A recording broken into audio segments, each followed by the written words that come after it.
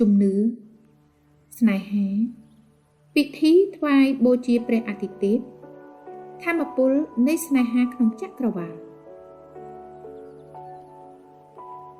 តើពាក្យស្នេហាមានន័យយ៉ាងណាខ្លះសម្រាប់មនុស្សយើងម្នាក់ៗសម្រាប់សង្គមមនុស្សសម្រាប់ពិភពលោកតាំងពីដឹងក្តីមកយើងម្នាក់ៗកើតការស្រឡាញ់ស្នេហាអ្នកម៉ែទទួលភាពកក់ក្ដៅពីអ្នកម៉ែលុះដល់ពេញវ័យក៏កើតស្រឡាញ់ស្នេហាគូកំណត់ចិត្តស្រឡាញ់បាត់មុខពុំបាននឹងក្រៅពីនេះយើងមានប្រើពាក្យស្រឡាញ់នេះលើមនុស្សរបស់នានាស្រឡាញ់ចូលចិត្តម្ហូបនេះចូលចិត្តរឿងភាពយន្តមួយនេះស្រឡាញ់មាតុភូមិស្រឡាញ់សាសនាឡាពេលខ្ញុំដើរចូលទៅក្នុងផ្ទះឆ្មាខ្ញុំមកត្រដុសជើងរួមទន់ល្មើយខ្ញុំនិងឆ្មាជួបគ្នាក្នុងន័យស្នេហាស្រឡាញ់ស្នេហានេះហូរឡើងពីក្នុងមកជាធម្មជាតិយើងគ្រប់គ្នាពុំបង្កើតវាឡើយតែវាផុសមកឯងវាមានក្នុងខ្លួនយើងស្រាប់ហើយជាដំណើរធម្មជាតិតែម្ដងមើលចុះក្នុងសង្គមយើងប្រទះឃើញពាក្យស្នេហានេះនៅគ្រប់ទីកន្លែងរឿងបុរាណខ្មែររឿងទុំទាវរឿងកុលាបបៃលិនចៅចិត្តរឿងរៀមកេរ្តិ៍រឿងស្នេហាមួយរ៉ូមេអូហ្ស៊ូលីយ៉ែតសុទ្ធតែបង្កប់នៅជីវិតស្នេហាយ៉ាងស៊ីជម្រៅក្នុងប្រពៃណីទំនៀមទម្លាប់ខ្មែរក៏ខ្លឹមសារស្នេហាបង្កប់នៅទីនោះដូចជានំអន្សមនំគមព្រះសិវលិង្គនៅប្រាសាទអង្គរនៅសម័យអង្គរបុរាណខ្មែរយើងចងចាំពាក្យស្លោកព្រះមហាក្សត្រខ្មែរដែលសម្ដែងឡើងថាទុក្ខសោករបស់រាស្ត្រគឺជាទុក្ខសោករបស់ព្រះមហាក្សត្រឃ្លានេះរំលេចនៅចំណងស្នេហាមេត្តាអាណិតអាសូររវាងព្រះមហាក្សត្រនិងប្រជារាស្ត្របញ្ជាក់ថាសាមគ្គីភាពជាតិសម័យនោះរឹងដូចដែកថែបទើបប្រទេសយើងក្លាយជាខ្លាំងជាមហាប្រទេសក្នុងសម័យនោះសូមពិនិត្យសង្គមខ្មែរបច្ចុប្បន្នខ្ញុំមានអារម្មណ៍ថាពាក្យស្នេហាបានត្រូវផាត់ពណ៌ជាតណ្ហាជាការផាត់ក្បត់ច្រណែនប្រច័ណ្ឌ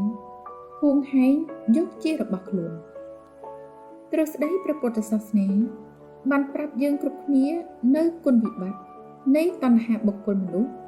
ដែលជាដើមចមនៃទុក្ខវេទនាការឈឺចាប់ការរំលោភទាំងក្នុងបុគ្គលនិងសង្គមម្ល៉េះហើយខ្មែរយើងទូទៅហើយពិសេសអ្នកកាន់ព្រះពុទ្ធសាសនាសម័យនេះប្រើពាក្យស្នេហាដោយប្រយ័ត្នប្រយែងណាស់ឬក៏គេខំកិច្ចជៀសវាងពុំចង់សម្ដែងចេញមកក្រៅព្រោះខ្លាចពាក់ព័ន្ធដល់តណ្ហាហើយការរៀនធម៌អភិធម្មទៀតសិនក៏អ្នកប្រាជ្ញខ្មែរភាគច្រើនលើលុបសង្កត់លើការយល់ដឹងប្រាជ្ញាខួរក្បាលជាធំ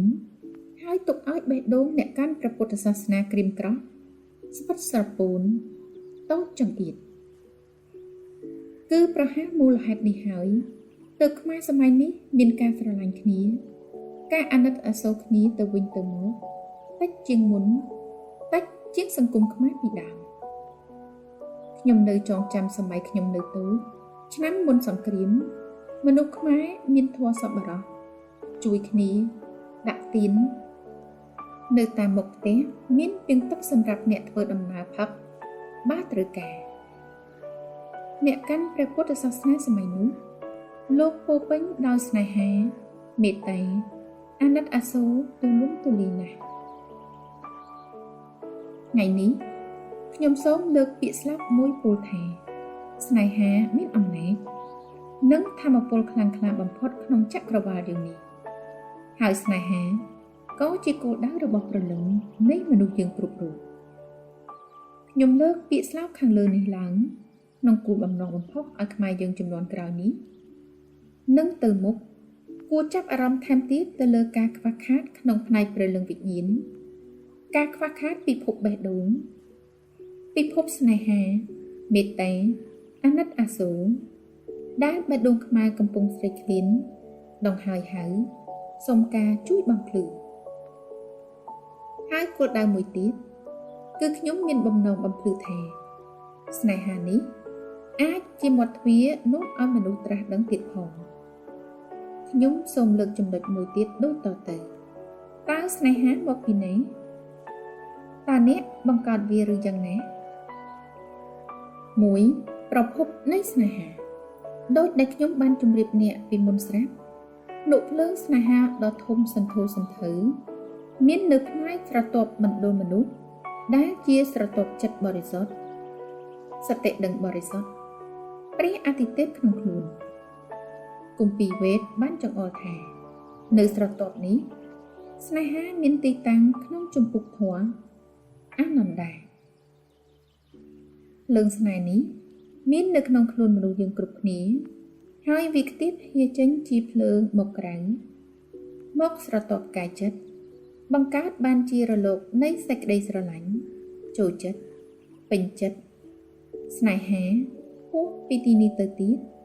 វាបង្កើតជារលកតណ្ហាហួងហែងរបស់មនុស្សយើងគ្រប់គ្នាមនុស្សយើងមានអារម្មណ៍ថាហាក់ដូចជាខ្វះអ្វីមួយដែលត្រូវរុករកយកមកបំពេញតាំងពីកើតមកលើផែនដីនេះមនុស្សខិតខំរកគ្រប់ទិសទីរបស់មួយនេះគេរករករបស់នេះនៅខាងក្រៅខ្លួនរកនៅលើដីបាតសមុទ្រលើអាកាសតែតាមពិតរបស់ដែលគេស្វែងរកនោះដែលមានស្រេចស្រាប់នៅទីបណ្ដូលគេគ្រប់គ្នាសូមអ្នករករកស្នេហាខាងក្នុងខ្លួននេះគឺស្នេហានេះហើយដែលបង្កើតបានអ្វីៗគ្រប់យ៉ាងមានភាពអាំល្ហែមឆ្អាតលែងឃ្លីនពេញលេញលែងត្រូវការអ្វីផ្សេងស្រណុកសុខសប្បាយរីករាយបរមសុខសុភមង្គលសុខសន្តិភាពការត្រាស់ដឹងជោគជ័យគ្រប់ផ្នែកក្នុងជីវិត 2. ធម៌ពលស្នេហាជាអ្នកតភ្ជាប់គ្នាជាសកលនៅក្នុងសង្គមមនុស្សស្នេហានិងមេត្តាមានសមត្ថភាពតភ្ជាប់ប្រៀបដូចជាកាវតភ្ជាប់អ្វីៗឲ្យទៅជាតែមួយស្នេហាតភ្ជាប់រវាងថ្នាក់ដឹកនាំនិងប្រជារាស្ត្រទៅជាអង្គឯកភាពតែមួយសាមគ្គីជាតិស្នេហាតភ្ជាប់រវាងបុគ្គលម្នាក់ៗទៅនឹងគ្រួសារតូចទៅនឹងសង្គមទៅនឹងជាតិសាសន៍របស់ខ្លួនស្នេហាតភ្ជាប់រវាងមនុស្សនិងធម្មជាតិស្នេហាតភ្ជាប់មនុស្សនិងព្រះអាទិទេពអ្នកនិពន្ធខ្លះបានលើកបញ្ជាក់ថាស្នេហាមេត្តាប្រៀបដូចជាសរសៃអំបោះនីមួយៗដែលត្រូវយកទៅត្បាញតភ្ជាប់គ្នាបង្កើតជាផ្ទាំងក្រណាត់ដ៏ធំប្រកបដោយគុណភាពលូមពណ៌គូគយគុណនៅប្រទេសមួយដែលមានមេដឹកនាំប្រកបដោយគុណធម៌ស្រឡាញ់ស្នេហានិងមេត្តាដល់ប្រជារាស្ត្រខ្លួនប្រទេសនោះខ្លាំងក្លាដោយមានអង្គភាពជាតិជាគ្រឹះមានសាមគ្គីភាពជាតិដ៏រឹងមាំសម័យអង្គរប្រទេសយើងក្លាយទៅជាមហាប្រទេសគឺដោយសារព្រះមហាក្សត្រខ្មែរមានធម៌មានមេត្តាករុណាអាណិតអាសូរដល់ប្រជារាស្ត្រគ្រប់ទិសទីដោយពាក្យស្លោកពោលថាទុក្ខសោកប្រជារាស្ត្រគឺជាទុក្ខសោករបស់ព្រះមហាក្សត្រតើធម្មជាតិស្នេហានេះមាននៅក្នុងប្រទេសយើងហើយឬនៅពិតណាស់ប្រទេសយើងនៅខ្វះធម្មធាតុស្នេហានេះដែលយើងគ្រប់គ្នាត្រូវរិះរប់បណ្ដុះឲ្យវាត្រឡប់មកវិញក៏ដូចគ្នាផងដែរក្នុងគ្រួសារតូចមានស្នេហាពេញលេញគ្រួសារនេះនឹងទទួលបានភាពចម្រុងចម្រើននិងជោគជ័យផងដែរលោករ៉ូមីបានមានប្រសាសន៍ថាស្នេហាជាស្ពានភ្ជាប់អ្នកនឹងអ្វីៗសពយ៉ាង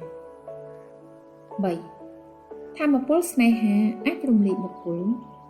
ឬស្នេហានាំឲ្យអ្នកឆ្លងផុតពីបុគ្គល ទុកសោកដែលយើងគ្រប់គ្នាជួបប្រទះនេះគឺបណ្ដាលមកពីធាតុបុគ្គលហួងហែងចង់បានសម្រាប់តែខ្លួនម្នាក់ឯង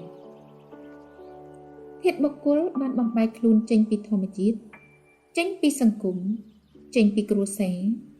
វាបង្កើតរឿងរ៉ាវចលាចលគ្រប់យ៉ាងដល់ខ្លួនបុគ្គលម្នាក់ក៏ដូចជាសង្គមទាំងមូលដូច្នេះការបន្សាបអំណាចនៃបុគ្គល